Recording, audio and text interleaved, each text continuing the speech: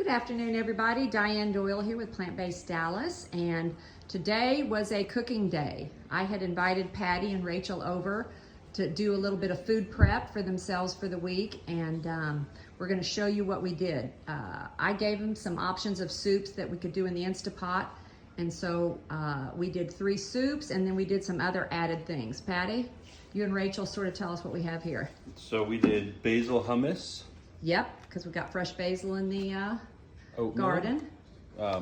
What's this called? Overnight oats. Overnight oats. So we put all the ingredients in here, and then they're just going to add water the night before. So they've got overnight oats.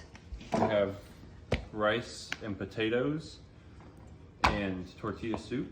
Good, yep. And then tomato basil soup. And then Rachael. And then we have the almond blondies. Out of that is Plant Powered Families, Drina Burton's first cookbook. And then we have Cajun red beans and rice. Right, and we did all this in about 3 hours, maybe 4 hours, because we broke for lunch and breakfast as well. So, all in a day's work, but they've got a really easy week and a half ahead of them with all this great food. Y'all have a great day. Bye-bye.